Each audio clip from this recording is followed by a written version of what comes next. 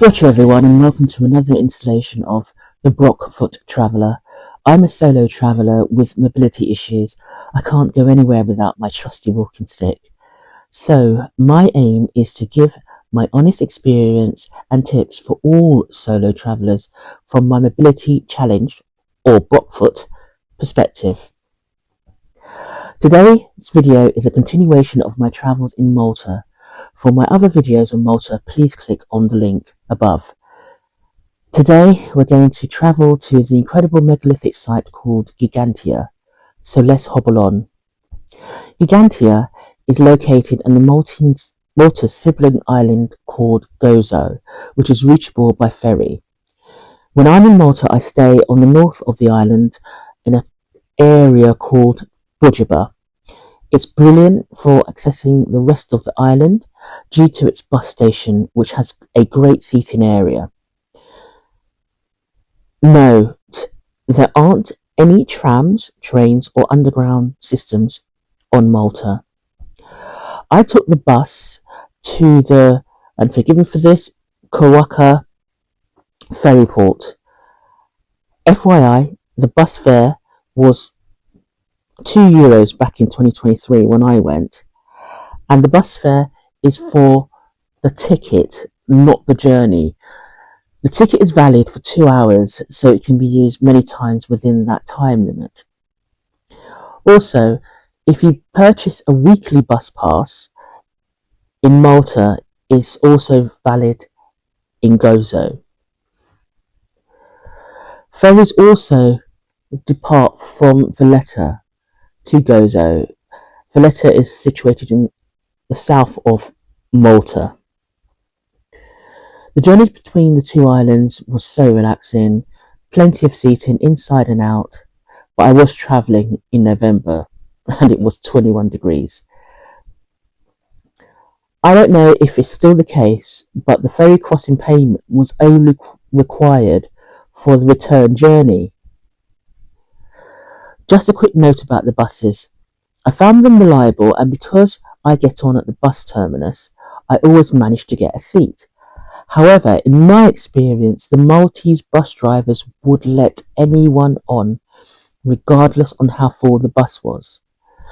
There were seats designated for the elderly, disabled and pregnant ladies, but sometimes the bus was so full that standing was the only option. On arrival to Gozo, I made a beeline for Ggantija.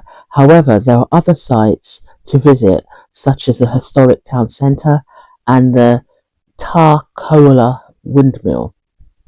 It took 2 buses to get to the site, one from the ferry terminal to the town centre, and then a local bus which drops you outside fairly close to the site. The site is open from 9 AM to 4:30, closed Christmas, New Year's Day and on Good Friday. The entrance price at the time of this recording was €10. In order to get to the megalithic site, you had to pass through the on-site museum. First, upon hearing this, I was so annoyed, as I can't walk for very far for very long, and I didn't want to waste my time walking through the place. But I'm so glad I did it. The place was fascinating, as it gave a lot of history regarding the site, and some of the exhibits were just incredible. I spent well over an hour in the place. Seating was dotted all around the museum. When exiting the museum, you're exported into this beautifully manicured garden, or ground, which is thoughtfully set out with a flat wooden path and benches not too far from the entrance, so you can catch your breath before exploring further. The wooden path makes the site really easy to navigate for those of us with walking aids. I think there are less than a handful of steps within the whole site. However, wheelchair and scooter users should still check with the site before visiting. I felt they had gone out of their way to make the site look extra special, and like all the other megalithic sites I've visited on the island, Not only are you able to touch the giant stones, there's always a cat. I still can't wrap my head around the way people so-called less technologically advanced than us manage not only to move but sculpture and maneuver these giant boulders into place. Well, this bit's still under construction.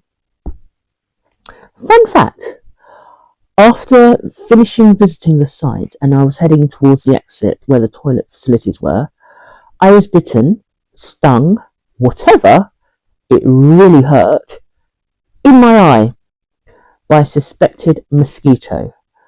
After phoning my GP back in the UK and being reassured that I wasn't going to die, and it being my last day in Malta and my not wanting to spend my last few hours of my holiday in A&E, I waited until returning back to the UK before seeking treatment. Although I did have travel insurance, and this really highlights the importance of having travel insurance for every trip, disabled or not, as crazy random accidents can happen.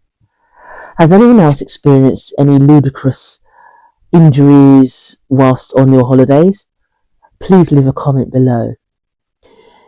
If you got this far, thanks for sticking with me, and please consider squashing that like button and subscribing to join me on my journey.